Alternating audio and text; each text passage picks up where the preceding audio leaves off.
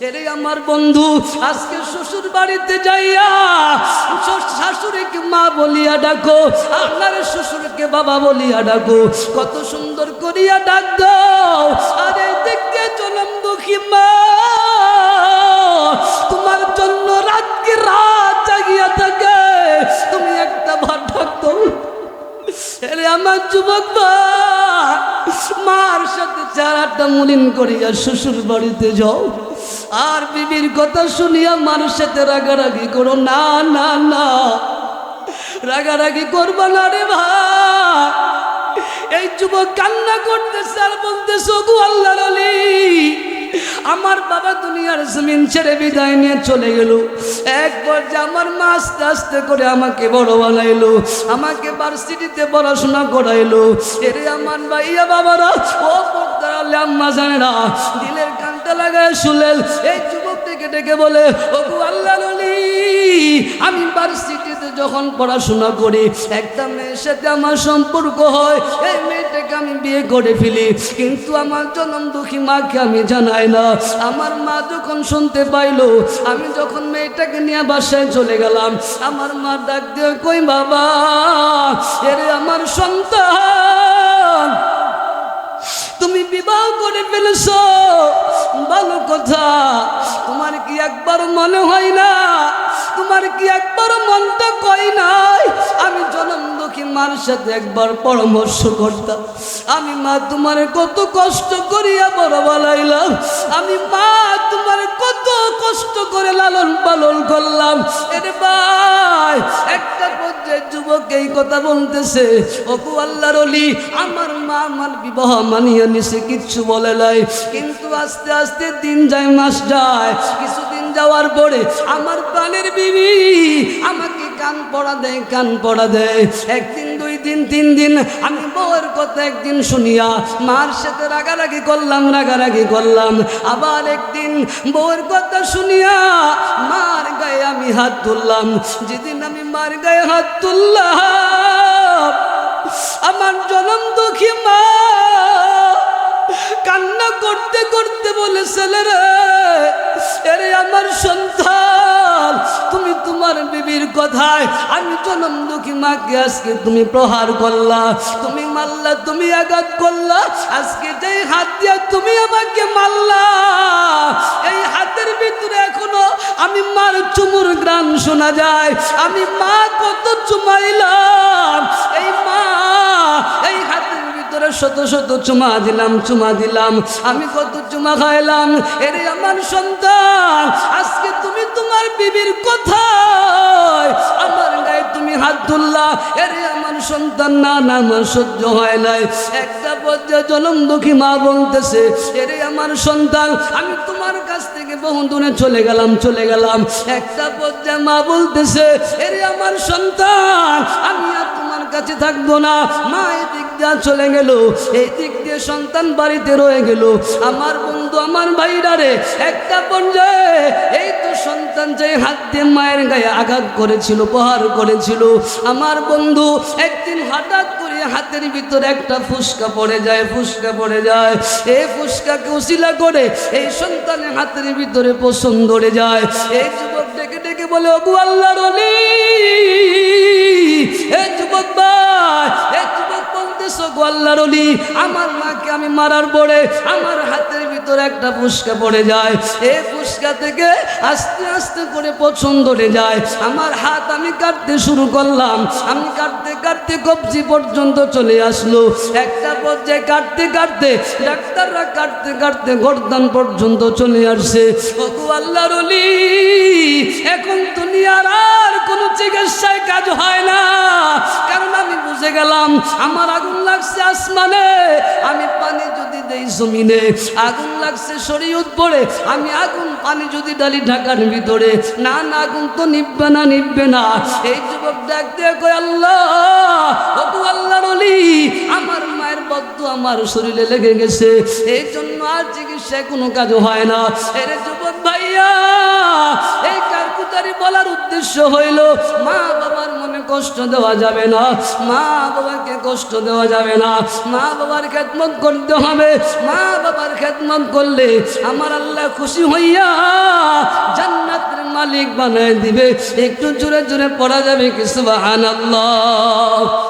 রাইসুল মুফাসসিরিন আব্দুল্লাহ ইবনে আব্বাস রাদিয়াল্লাহু তাআলা আনহু বর্ণনা করেন, আমার কোন উম্মতরা যদি এই ইস্তিগফার এতটুকু আমল আস্তাগফিরুল্লাহ আস্তাগফিরুল্লাহ আস্তাগফিরুল্লাহ এতটুকু আমল সকাল বিকাল কেউ যদি 100 বার করে 100 বার করে, আমার আপনার মায়ার নবী, আমার আপনার দয়াল নবী বলতেছে আমার আল্লাহ ওই সমস্ত বান্দাদের উপরে খুশি হইয়া, ওই সমস্ত বান্দাদের উপরে খুশি হইয়া আমার আল্লাহ একটা নয় দুইটা নয় 5টি পুরস্কার প্রদান করে। সুবহানাল্লাহ।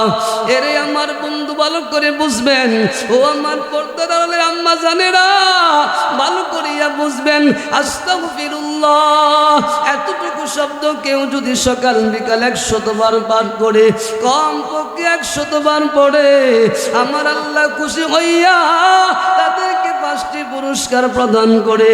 1 নাম্বার হইল ওমা কানাল্লাহু মুআযিবাহুম ওয়া হুম ইস্তাগফিরুন। আমার আল্লাহ রাব্বুল আলামিন বলেন, এরে বান্দা, এরে আমার বান্দিরা শুনো, তোমরা যখন শয়তানে ধোঁকায় পড়ে, ওয়াসওয়াসায় পড়ে, কুমন্ত্রণায় পড়ে, গুনার কাজ করিয়া ফেলো, গুনার কাজ করিয়া ফেলো, আমি আল্লাহর কুদরতি অন্তরের ভিতরে অনেক ব্যথা হয়, কষ্ট হয়। আমি আল্লাহ বুঝি খুব কষ্ট পাই, আমি আল্লাহ কষ্ট পাইও আমি তাৎক্ষণিকভাবে আমি তোমাদের উপরে কোনো আযাব দেই না, আযাব দেই না। আমি আল্লাহ কোনো বিপদে ফালাই না, আমি আল্লাহ কোনো মুসিবতে ফালাই না। আমি আল্লাহর বড় মায়া, কেমন মায়া জানলি রে বান্দা, কেমন মায়া। আমার আল্লাহ ডাক দিয়া কই, রে আমার মায়ার বান্দা বান্দিরা শুনো, আমি তোমাদেরকে যখন বানাইতেছিলাম আমার ফেরেশতারা আমাকে বলছিল, ওগো আল্লাহ দুনিয়াতে মানুষ বানানোর দরকার নাই, আদম বানানোর দরকার নাই। এই আদম দুনিয়ার জমিনে যাইয়া, এরে আমার ভাই শুনো না, শুনো না, শুনো না, আমার আল্লাহর কত মায়া, কত দয়া। আহারে মুফাসসিরিনে কেরামগণ বলেন, আমার আল্লাহর 100 ভাগের মায়ার ভিতরে 1 ভাগ মায়া দুনিয়াতে দিল। 18,000 মাখলুকাত মতান্তরে 40,000 মাখলুকাতের ভিতরে দিল। এরে আমার যুবক ভাইয়া,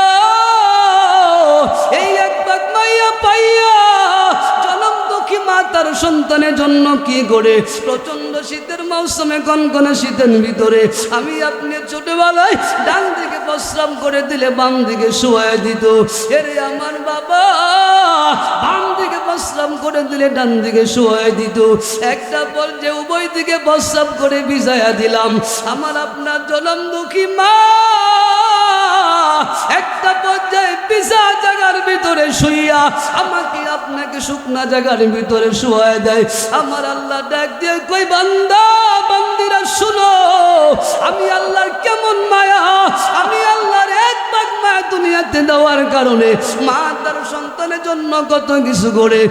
আরে আমার ভাইয়া একটুখানি সবক দেওয়া যায়, একটু কথা বলিয়া যায়, ওই জনম দুঃখী মাকেও কোনোদিন কষ্ট দেওয়া যাবে না। এরে আমার বাবা যুবক ভাইরা রে, যদিও আমার আলোচ্য বিষয় ওইটা না, একটু আমি টাচ দিয়ে যাই, ওই জনম দুঃখী মাকেও কষ্ট দেওয়া যাবে না। আমার আপনার মা 3 জায়গার ভিতরে সবচেয়ে বেশি কষ্ট করেছে। আমার বন্ধু, আমার ভাইরা রে, মা বাবার ব্যাপারে আমার আল্লাহ মহাবানী, শ্রেষ্ঠ বাণী, ওই শিবানী মহাগ্রন্থ আল কুরআনে বহু জায়গার ভিতরে বলে দিয়েছে। এরে আমার বান্দারা শুনো, এ আমার যুবক ভাইরা শোন, শোন, শোন। আজকে সমাজের ভিতরে কত কুলাঙ্গার সন্তান দেখা যায়, মা বাবার সাথে খারাপ ব্যবহার করে তো দূরের কথা, মা বাবার গায়ে হাত পর্যন্ত তুলে। এরে আমার বন্ধু, আমার ভাইরা শুনো, শুনো, শুনো, 3 জায়গার ভিতরে আমার আপনার মা, আমার আপনার জনম দুঃখী মা কষ্ট করেছে। এই জন্য আমার আপনার মায়াল নবী, আমার আপনার দয়াল নবী সাহাবাই কারামদেরকে একদিন সবক দিতেছে, আরে সাহাবীরা শুনো, মার খেদমত করবা, মার খেদমত করবা। তিনবার মার কথা বললো। কেন তিনবার মার কথা বললো? কারণ তিন জায়গার ভিতরে আমার আপনার মা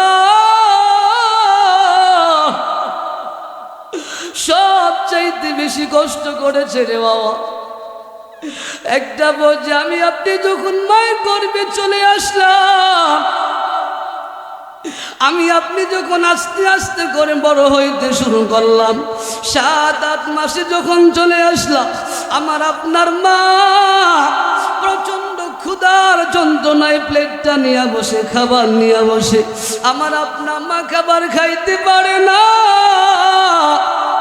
স্বামী জিজ্ঞাসা করে, বিবি রে, তুমি তো প্রচন্ড ক্ষুধার যন্ত্রণায় সহ্য করতে না পেরে খাবার নিয়ে সামনে বসছো। এরে আমার বিবি, এরে আমার প্রাণের বিবি, কেন তুমি খাবার খাইতে পারো না? তুমি দি খাবার না খাইয়া উঠে গেলা। আমার প্রাণের বন্ধুগণ, আমার ভাইরা রে, আমার আপনার জনম দুঃখী মা ডাক দিয়া কই, স্বামী গো, আমি তো খাবার নিয়ে বসছিলাম খাবার খাইতে, আমি ক্ষুধার যন্ত্রণা সহ্য করতে পারি না। ও গো স্বামী, যেই মাত্র আমি খাবার নিয়ে বসে গেলাম, আমি খাবার খাবো, লুকমা মিলেটি করলাম, আমি যেই মাত্র আমার হাতটা জবান পর্যন্ত নিয়ে আসলাম, আমার পেটের ভিতরে আমার মালিক নড়াচড়া করে আমার মালিক আমাকে পা দিয়া লাথি মারে। ও গো আমার স্বামী, এর জন্য আমি খাবার খাইতে পারি না। এরে আমার যুবক ভাইরা শুনো, আমার আল্লাহ জান্নাত বানাইছে বটে, কিন্তু জান্নাতের মালিক সন্তানদের জন্য মা বাবার পায়ের নিচে দিয়া দিছে, স্ত্রীদের জন্য স্বামীদের পায়ের নিচে দিয়া দিছে। এরে বন্ধু, এরে আমার ভাইরা, মা বাবার পায়ের নিচে মাটি খোদাই করে জান্নাত পাইবা না। জান্নাত যদি অর্জন করতে চাও, মা বাবার খেদমত করবা, মা বাবার খেদমত করবা। এরে বন্ধুরে আমার ভাইরা, আমি যে কথাটা বলতেছিলাম, আমার আপনার জনম দুঃখী মা এই 3টা জায়গার ভিতরে অনেক কষ্ট করেছে।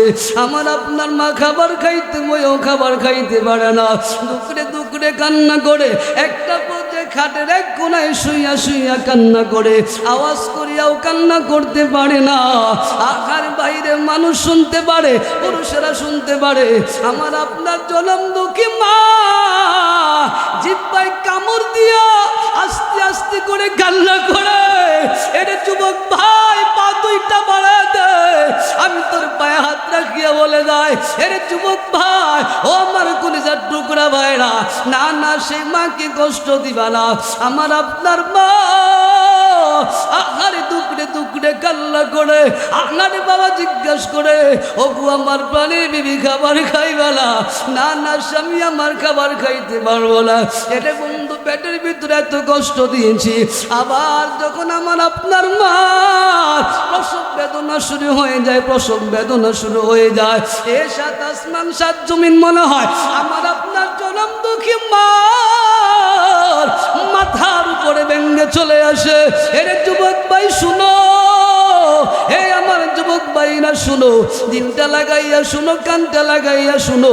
আমার আপনার মা প্রসব বেদনায় কষ্ট পাইয়া একবার ফিট হয়ে যায়, আবার হুঁশে চলে আসে, আবার জ্ঞান হারিয়ে ফেলে, আবার হুঁশে চলে আসে। একটা পর্যায়ে বেহুশ হইয়া আমার আপনার মা জমিনের ভিতরে গড়াগড়ি করতে শুরু করে। একটা পর্যায়ে আমি আপনি যখন দুনিয়ার জমিনে চলে আসি, আমার জনম দুঃখী মা এই সন্তানের চেহারা দেখার সাথে সাথে সমস্ত কষ্ট ভুলিয়া যায়। আজকে তো দেখা যায় ওই মাকে কত কষ্ট দে। আহারে না মাকে কষ্ট দিবা না। এরে বন্ধুরা আমার ভাইরা, আমার আলোচ্য বিষয়টা ছিল না, তারপরে একটু মনে হয়ে গেল, এরে বন্ধু আপনাদের সাথে শেয়ার করলাম। আর একটা বাস্তব ঘটনা বলিয়া তারপরে আমি আবার আমার পুনরায় আলোচ্যে চলে আসবো। এরে বন্ধু, মা বাবার মনে কষ্ট দেওয়া যাবে না। কষ্ট যদি দেই তাহলে কি হবে? এর বন্ধু বাস্তবে একটা করাচির ঘটনা করাচির হযরত হাকিম আক্তার সাহেব রহমাতুল্লাহি আলাইহি, করাচির ভিতরে জগৎ বিখ্যাত বুজুর্গ, অনেক বড় আল্লাহর ওলি। এর বন্ধু করাচি মসজিদের ভিতরে জুমা পড়ায়। এ যুবক ভাই কানটা লাগায় শোন, আমার বন্ধু আমার বাবারা, এই জগৎ বিখ্যাত বুজুর্গ করাচি জুমার মসজিদের ভিতরে জুমা পড়ায়, কিন্তু প্রত্যেক জুমার ভিতরে দেখে বারান্দার ভিতরে একটা যুবক, আল্লাহু আকবার বলেন, বারান্দার ভিতরে একটা যুবক কত সুন্দর করে নামাজ আদায় করে, রুকুও সুন্দর, সিজদাও সুন্দর, নামাজটা ধীরে ধীরে আদায় করে আল্লাহ। একদিন জগৎ বিখ্যাত বুজুর্গ এই যুবককে ডাক দিয়ে বলতেছে, এরে যুবক আয় আয় আয় আয় আমার কাছে আয়। একটা বলছে আল্লাহ উনি ডাক দিয়ে বলতেছে, এরে যুবক ভাই কোথায় তোমার বাড়ি, কোথায় থেকে তুমি আসছো? তোমাকে প্রত্যেক জুমায় দেখি তুমি জুমার নামাজের ভিতরে আসো, সবার আগে মসজিদের ভিতরে ঢুকো, আবার সবার শেষে মসজিদ থেকে বের হয়ে যাও। এরে যুবক তোমার ডান হাতের ভিতরে কি হয়েছে? তোমার দিয়ে হাত নাই। এরে যুবক ভাই শোন, মা বাবার বদদুয়ায় কি হয়? এরে বন্ধু মা বাবার দোয়া যেমন কবুল হয়ে যায়, আবার মা বাবা যদি কষ্ট পায় একটা সেকেন্ড দেরি হয় না, ওই দোয়াও কবুল হয়ে যায়, বদদুয়াও কবুল হয়ে যায়। এটা বন্ধু বাস্তব একটা কারগুজারি বলতেছি। আমার বন্ধু আমার ভাই বিখ্যাত আল্লাহর ওলি এই যুবককে ডাক দিয়ে বলতেছে, যুবক রে কোথায় তোমার বাড়ি, কোথায় তোমার ঘর, কোথায় থেকে তুমি প্রত্যেক সপ্তাহে আসো? মাঝখানে আর তোমাকে দেখি না। একটা পর্যায়ে ডাক দিয়ে কই, যুবক তোমার ডান হাত দিয়ে সাদা কাপড় দিয়ে মোড়ানো, তোমার ডান হাত কি হইল? তোমার দিয়ে হাত নাই, বাম হাত আছে পাশে, তোমার দিয়ে হাত নাই, কারণটা কি জানতে পারিনি। এই কথা বলার সাথে সাথে যুবকটা কান্না করতে করতে বলতেছে, ও আল্লাহর ওলি আমার বাড়ি বিন্দেশে, আমি বিন্দেশ থেকে আপনার এখানে আসি। আমি জানি গো আপনি জগৎ বিখ্যাত বুজুর্গ, আপনি মুস্তাজাবু দাওয়া, আপনি খাস আল্লাহর বান্দা। ও আল্লাহর ওলি আপনি যখন দোয়া করেন আপনার হাতের সাথে আমার হাত দুইটা বাড়ায় দেয়, কারণ আমি বড় পাপী, আমার চাইতে গুনাহগার এই আসমানের নিচে জমিনের উপরে কেউ বইতে পারে না। আমার বন্ধুগণ আমার ভাইরা, এই জগৎ বিখ্যাত আল্লাহর ওলি কৌতূহল জাগ্রত বর্ষত একটা পর্যায়ে জিজ্ঞাসা করতেছে, যুবক এমন ভাবে কেন বলতেছো?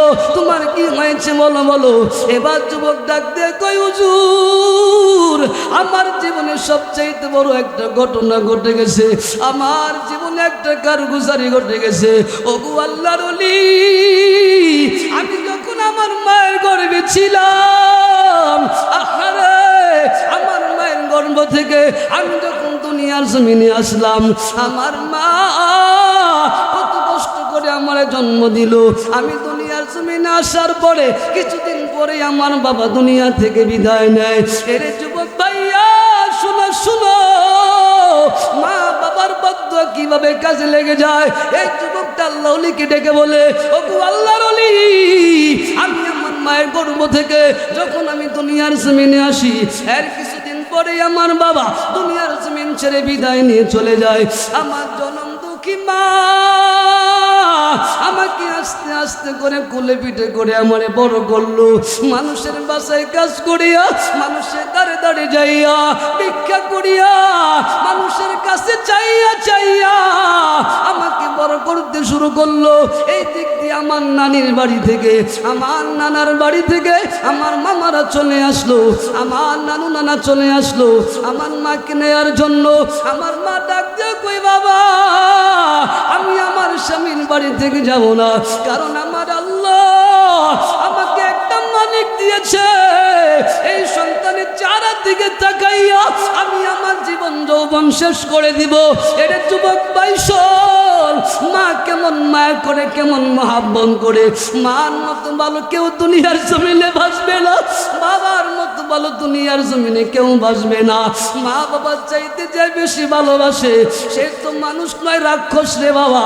এরে আমার বন্ধু, আজকে শ্বশুর বাড়িতে যাইয়া শাশুড়িকে মা বলিয়া ডাকো, আপনার শ্বশুরকে বাবা বলিয়া ডাকো, কত সুন্দর করিয়া ডাক দাও। আরে দেখতে জনম দুঃখী মা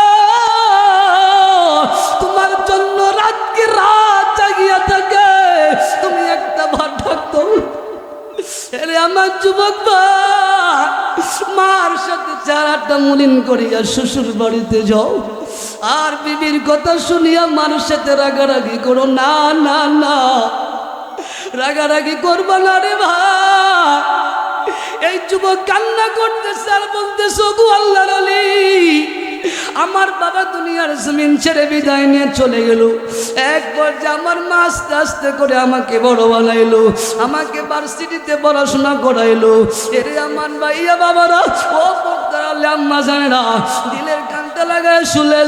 এই যুবক ডেকে ডেকে বলে, ও গো আল্লাহর ওলি, আমি ভার্সিটিতে যখন পড়াশোনা করি একটা মেয়ের সাথে আমার সম্পর্ক হয়, এই মেয়েটাকে আমি বিয়ে করে ফেলি, কিন্তু আমার জনম দুঃখী মাকে আমি জানাই না।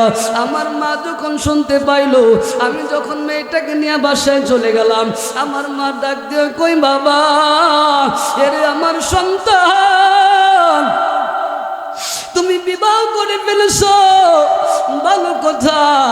তোমার কি একবার মনে হয় না, তোমার কি একবার মনটা কয় নাই আমি জনম দুঃখী মার সাথে একবার পরামর্শ করতাম? আমি মা তোমার কত কষ্ট করিয়া বড় বানাইলাম, আমি মা তোমার কত কষ্ট করে লালন পালন করলাম। এরে ভাই, একটা পর্যায়ে যুবক এই কথা বলতেছে, ওগো আল্লাহর ওলি, আমার মা আমার বিবাহ মানিয়ে নিছে, কিচ্ছু বলে নাই, কিন্তু আস্তে আস্তে দিন যায়, মাস যায়, কিছুদিন যাওয়ার পরে আমার প্রাণের বিবি আমাকে কান পড়া দেয়, কান পড়া দেয়। একদিন, দুই দিন, তিন দিন আমি বউয়ের কথা একদিন শুনিয়া মার সাথে রাগারাগি করলাম, রাগারাগি করলাম।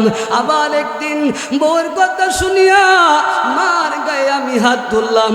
যেদিন আমি মার গায়ে হাত তুললাম, আমার জনম দুঃখী মা কান্না করতে করতে বলে, ছেলেরে, এরে আমার সন্তান, তুমি তোমার বিবির কথায় আমি জনম দুঃখী মাকে আজকে তুমি প্রহার করলা, তুমি মারলা, তুমি আঘাত করলা। আজকে যেই হাত দিয়া তুমি আমাকে মারলা, এই হাতের ভিতরে এখনো আমি মার চুমুর গ্রাম শোনা যায়। আমি মা কত চুমাইলাম, এই মা এই হাতের ভিতরে শত শত চুমা দিলাম, চুমা দিলাম, আমি কত চুমা খাইলাম। এরে আমার সন্তান, আজকে তুমি তোমার বিবির কথায় আমার গায়ে তুমি হাত তুললা। এরে আমার সন্তান, না না, আমার সহ্য হয় নাই। একটা পর্যায়ে জনম দুঃখী মা বলতেছে, এরে আমার সন্তান, আমি তোমার কাছ থেকে বহু দূরে চলে গেলাম, চলে গেলাম। একটা পর্যায়ে মা বলতেছে, এরে আমার সন্তান, আমি আর তোমার কাছে থাকবো না। মা এদিক দিয়ে চলে গেল, এই দিক দিয়ে সন্তান বাড়িতে রয়ে গেল। আমার বন্ধু, আমার ভাইরা রে, একটা পর্যায়ে এই তো সন্তান যে হাত দিয়ে মায়ের গায়ে আঘাত করেছিল, প্রহার করেছিল, আমার বন্ধু একদিন হঠাৎ করে হাতের ভিতরে একটা ফুসকা পড়ে যায়, ফুসকা পড়ে যায়। এই ফুসকাকে উসিলা করে এই সন্তানের হাতের ভিতরে পছন ধরে যায়। এই যুবক ডেকে ডেকে বলে, ওগো আল্লাহর ওলি,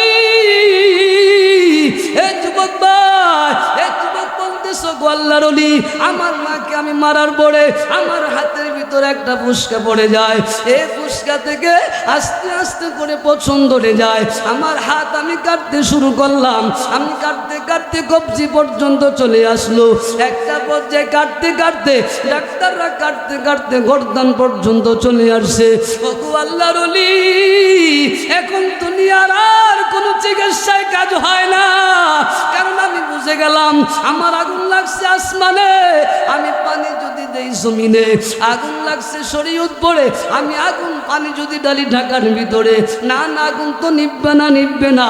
এই যুবক ডাক দিয়ে কয় আল্লাহ, ও তো আল্লাহর ওলি, আমার মায়ের বদ্ধ আমার শরীরে লেগে গেছে, এই জন্য আর চিকিৎসায় কোনো কাজ হয় না। এর যুবক ভাইয়া, এই কারকুটারি বলার উদ্দেশ্য হইল মা বাবার মনে কষ্ট দেওয়া যাবে না, মা বাবাকে কষ্ট দেওয়া যাবে না, মা বাবার খেদমত করতে হবে। মা বাবার খেদমত করলে আমার আল্লাহ খুশি হইয়া জান্নাতের মালিক বানায় দিবে।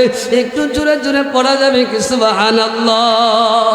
বুঝে যদি থাকেন তাহলে বলেন মা বাবার খেদমত করা দরকার আছে না নাই? আমার বন্ধুগণ, আমার ভাইরা রে, আমি যেখানে ছিলাম আমার আল্লাহ ডাক দিয়ে কই বান্দা, আমি আল্লাহর অনেক মায়া, অনেক দয়া, আমি আল্লাহর 100 ভাগের ভিতরে 99 ভাগ মোহাব্বত আমি আল্লাহর কাছে রেখে দিলাম। এরে আমার বান্দারা শুনো, ফেরেশতারা বলেছিল আমি তোমাদেরকে বানাইয়া দুনিয়াতে না পাঠাইতে। এরে আমার বন্ধুরা, আমার ভাইরা, এই মুহূর্তে আমার আল্লাহ ফেরেশতাদেরকে ডাক দিয়া বলবে, ফেরেশতারা দেখো দেখো, তোমরা না বলেছিলা দুনিয়ার জমিন আদম বানাইয়া না পাঠাইতে, আজকে আমি বানাইয়া পাঠাইলাম। আজকে দেখো প্রচন্ড শীতের মৌসুমে, কনকনে শীতের ভিতরে এখানে টাকার জন্য আসে নাই, কোনো পাওয়ার জন্য আসে নাই, আমি আল্লাহকে মায়া কইরা, আমার নবীকে মহাব্বত কইরা, আমার কিছু বান্দারা, কিছু বান্দিরা এই প্রচন্ড কুয়াশার ভিতরে চলে আসছে। এরে আমার বন্ধু, আমার আল্লাহ ডাক দিয়ে কয়, এরে ফেরেশতারা শুনো, আমি তোমাদেরকে শাহিদদাতা বানাইলাম, আমি তোমাদেরকে সাক্ষী বানাইলাম, তোমরা সাক্ষী থাকো। ওই কাল কিয়ামতের কঠিন ময়দানে মাশারে, যেদিন নাকি জাহান্নাম উপস্থিত হইয়া যাবে, আমার বন্ধুগণ, আমার ভাইরা এদিকে তাকান। ওই মুফাসসিরিন আব্দুল্লাহ ইবনে আব্বাস রাদিয়াল্লাহু তাআলা আনহু বলেন, নিত্য নতুন 12টা সূর্যের মুখ দিয়ে তাপ দিবে, আর তাপের কারণে মানুষের মাথার মগজ গলিয়া গলিয়া কানের ছিদ্র দিয়া বের হয়ে যাবে, নাকের ছিদ্র দিয়া বের হয়ে যাবে।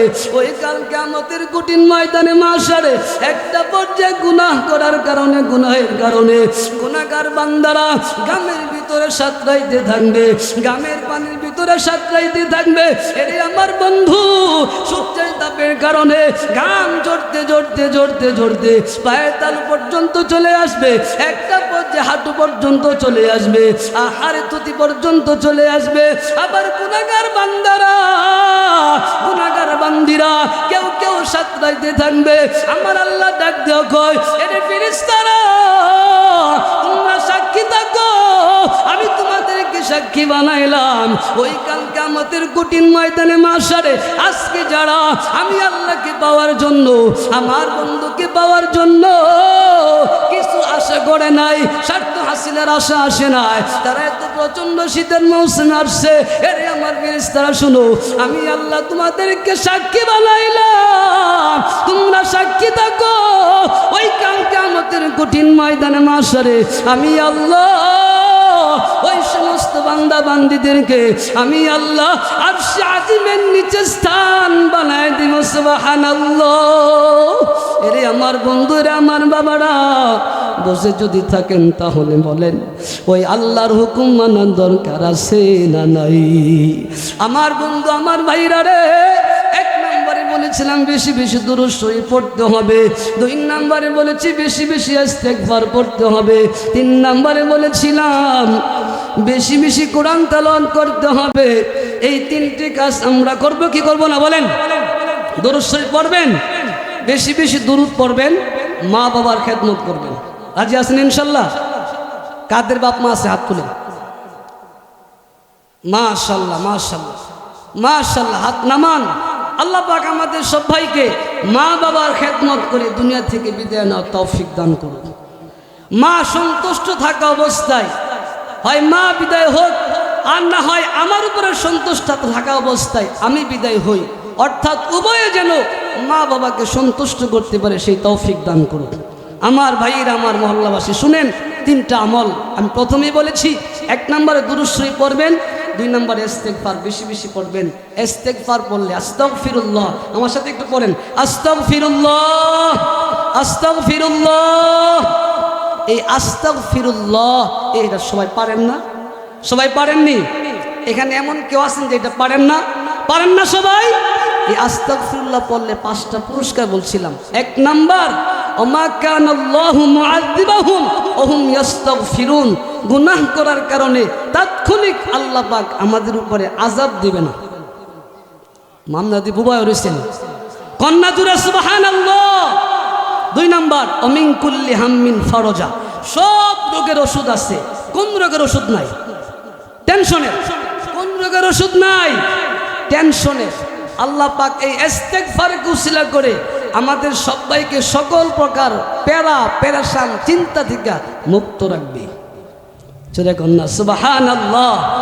2 নাম্বার কি বললাম?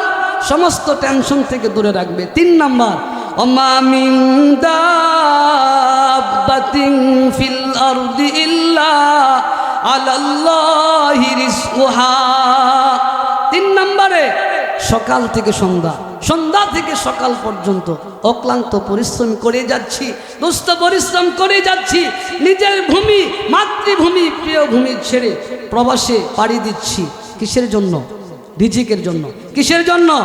রিজিকের জন্য। আল্লাহ বলেন, কেউ যদি সকাল সন্ধ্যায় ইস্তেগফার কমপক্ষে 100 বার পড়ে, আমি আল্লাহ কুদরতিভাবে তার রিজিকের ফয়সালা করে দেব। রিজিকের টেনশন দিব না, রিজিকের পাড়া দিব না, সে চিন্তাও করতে পারবে না তার রিজিক কোথায় থেকে আসবে। সুবহানাল্লাহ। 4 নাম্বার, আল্লাহ বলেন, হে বান্দা, তোমরা দুনিয়াতে চলতে ফিরতে হঠাৎ আংশিক অ্যাক্সিডেন্ট দুর্ঘটনার কবলে পড়ে কি পড়ে না? হোন্ডা অ্যাক্সিডেন্ট করে মরে কি মরে না? নৌকা ডুববা পানির নিচে তলায় মরে কি মরে না? বিভিন্ন দুর্ঘটনার কবলে পইরা, খপ্পের পইরা, আগুনে পইরা, পানিতে দিবা মরে কি মরে না? আল্লাহ বলেন, বান্দারে, এই ইস্তেগফার আমার কাছে এত প্রিয়, এত পছন্দনীয়। ইস্তেগফার পড়লে আমি হঠাৎ দুর্ঘটনা থেকে হেফাজত করব। আরো জোরে কোন? 5 নাম্বার, 5 নাম্বার, 5 নাম্বার, এটা শোনার দরকার। মুস্তাজাবুদ দাওয়া। আল্লাহ পাক এই ইস্তেগফারের উসিলায় মুস্তাজাবুদ দাওয়া মানে হইল খাস বান্দা বানা দিবে। সুবহানাল্লাহ কোন? খাস বান্দি বানায় দিবে। এই বান্দা বান্দি যেই দোয়া করবে সেই দোয়াই আল্লাহর কাছে কবুল হবে। ও মিয়া, হুজুরের কাছে যাওয়া লাগতো না। ও মিয়া, হুজুরের দাওয়াত দেন না, বাড়ি খাওয়া লাগতো না। আপনি নিজেই তো বড় হুজুর সাজদারেন। আল্লাহর ওলি হওয়ার লেগিয়া হাফেজ হওয়া শর্ত না, মাওলানা হওয়া শর্ত না, মুফতি হওয়া শর্ত না। আম মানুষ আল্লাহর ওলি হইতে পারে। ইস্তেগফার পড়েন না, আপনি আল্লাহর ওলি হয়ে যাবে। আর জোরে কন না। 3 নম্বরে বলছিলাম, বেশি বেশি কোরআন তেলাওয়াত করবেন। আল্লাহু আকবার, আমার মহব্বতের ভাই। 3 নম্বরে কোরআন তেলাওয়াত করবেন। কি করবেন কোন? সময় পাইলাম না, আরেকদিন বলবো ইনশাল্লাহ। এই কোরআন তেলাওয়াতের কি পরিমাণ মর্যাদা, কি পরিমাণ সম্মান, আল্লাহর পক্ষ থেকে কি পরিমাণ উপহার, আরেকদিন বলবো ইনশাল্লাহ। কোরআন শরীফ পড়বেন। এখন বলতে পারেন, আমি তো কোরআন পড়তে পারি না। আরে কোরআন পড়তে পারেন না? শুনেন, আশরাফ আলী থানভী রহমতুল্লাহ আলাইহির জামানায় এক ব্যক্তি, আওয়াম মানুষ, মূর্খ, গন্ড মূর্খ, একেবারে মূর্খ, কোরআন শরীফ পড়তে পারে না। শুনেন, কোরআন পড়তে পারে না। সে কি করতো জানেন? কোরআন শরীফ খালি জড়ায় ধরতো আর বলতো, আল্লাহ এটা আপনার কালাম, আমি পড়তে জানি না, আল্লাহ আপনি আমার মাফ করে দেন। এই লোকটা মারা যাওয়ার পরে তার ছেলেরা, এই মিয়া শুনেন, এই গ্রামের মানুষ এত মূর্খ ছিল, তার ছেলেরা তার বাবার লাশটা নিয়ে রাস্তায় নিয়ে দাঁড়ায় রয়েছে, কলা পাতা দিয়ে ঢাকা রাখছে। কোনো হুজুর যদি আসে তাহলে জানাজার নামাজ পড়াবে। কি মূর্খ দেখেন। এলাকার ভিতরে একটা লোক নাই, আজকে এলাকার ভিতরে না, আজকে ঘরে ঘরে হুজুর। আছে না নাই? আছে না নাই? এটা রহমত না বরকত? এই মিয়া বরকত নাই না? মাদ্রাসা দরকার আছে না নাই? এই যে মাদ্রাসার মুতামিম বই রয়েছে, আহা জান্নাতের সাবিলে বই রয়েছে। আপনাদের সন্তান দিবেন, হাফেজ বানাবেন, আলেম বানাবেন, নূরের টুপি পয়রা জান্নাতে যাইতে রাজি আছেন না? এ বন্ধু, যেটা বলতেছিলাম, এই কোরআন তেলাওয়াত করবেন, না পারলে কোরআন ধরে দইরা চুমু খাইবেন, বুকে জড়ায় রাখবেন। আশরাফ আলী থানভী রহমতুল্লাহ আলাই, জগৎ বিখ্যাত বুজুর্গ, ওনার জামানায় এই আল্লাহর ওলি ঘুমায় রইছে, আল্লাহ স্বপ্নে দেখাইতেছে, হে আমার আল্লাহর ওলি, হে বিদায় নিয়া তার সন্তানেরা এই লাশ নিয়া রাস্তার ভিতরে দাঁড়ায় রইছে। তুমি যাও, তাড়াতাড়ি যাইয়া কাফন দাফন করাইয়া জানাজার নামাজটা পড়াইয়া কবরস্থ করো। এই কাটা কইতাছে আল্লাহ কয়। বন্ধু রে, আশরাফ আলী থানভী রহমতুল্লাহ আলাইহি গেছে জানাজার নামাজ পড়াইবার লাগা। ও আমার বন্ধু, একটা পর্যায়ে জানাজার নামাজ পড়াইয়া কবরস্থ করলো। ঘটনাক্রমে এখানে বিশাল একটা ঘটনা আছে, যে কোনো একটা কারণে না, যে কোনো একটা কারণে কবর খনন করা লাগছে, আবার দ্বিতীয়বার করা লাগছে। এবার দেখতেছে কবরটা জান্নাতের বাগানে রয়েছে। আরো আসতে কোন, আরো জোরে কোন। এবার হুজুর জিজ্ঞাসা করতেছে, এ ভাতিজারা, তোমরা না বলছো তোমাদের আব্বা মূর্খ, কিন্তু কবর দেখে তো দেখতেছি পীরে কামেল, কারণটা কি? কারণটা কি? না, আমরা তো হুজুর কিচ্ছু জানি না। আমার বাবা শ্রমিক ছিল, সকালে যাইতো বিকালে আসতো, আমরা তো নামাজ পড়তো দেখি নাই, এমন কোনো আমল করতেও দেখি নাই। ও তো হুজুর আমি জানি না, আমরা জানি না, মার কাছে জিজ্ঞাসা করেন। বোন, আপনার স্বামী এমন কি আমল করতো যে আমলের কারণে কবরটা জান্নাতে বাগানে রয়েছে? বলতেছে, হুজুর না, আমার স্বামী তো তেমন কোন আমল করতো না, মূর্খ মানুষ, নামাজ রোজাও ঠিক মতো পড়তো না, কিন্তু প্রত্যেক দিন বিকালবেলা আইসা ওই যে একটা কুয়া দেখা যায় ইন্দারা, এই কুয়া থেকে বালতি দিয়ে পানি উঠাইয়া হাত মুখ ধুইয়া এই বাংলা ঘরে কাছারি ঘরে আসেন না, বাংলায় ঘরে কি যেন একটা কিতাব আছে, এই কিতাবটা ধরে খালি কান্ত। এবার আল্লাহ ওলি যায় দেখে এই কিতাবটা দুনিয়ায় কোনো কিতাব না, এটা এই কি এটা, এটা নাম কি এটা? আহারে, এই আল্লাহর ওলি যে কোরআন শরীফ বাইক করে শাহাদত আঙ্গুল দিয়ে আপনি খালি হাত ঘুরাইতো, কোরআনের অক্ষরগুলা খায়া গেছে। এই কোরআনের বদলে, কোরআন পড়তে পারে না, এই কোরআনের বদলে কবরটারে জান্নাতের বাগান বানাই দিছে। সুবহানাল্লাহ কোন। তাহলে কোরআন পড়া দরকার আছে না নাই? কোরআনওয়ালাদের সাথে সম্পর্ক রাখা দরকার আছে না নাই? আপনার সন্তানকে হাফেজে বানানোর দরকার আছে না নাই? আমার দেশে আমার গ্রামে যেমন পুরুষেরা হাফেজ হইতে পারে, মেয়েরাও হাফেজ হইতে পারবে। পুরুষ যেমন আলেম হইতে পারে, মেয়েরাও আলেমা হইতে পারবে। যেমন পুরুষ মাদ্রাসা তেমন মহিলা মাদ্রাসাও। মারহাবা কোন, আরো জোরে কোন মারহাবা। আপনি মাদ্রাসা কিছু কমায় টমায় ভর্তি করেন, ফসল করে দিছি। এই আমার বন্ধু, এই জন্য বেশি বেশি কোরআন শরীফ পড়বেন, ঠিক আছে? না পারলে সূরা ইখলাস পড়বেন। আল্লাহ পাক আমাদের সব ভাইকে এই তিনটা আমল করার তৌফিক দান করুক। সকলে বলেন আমিন।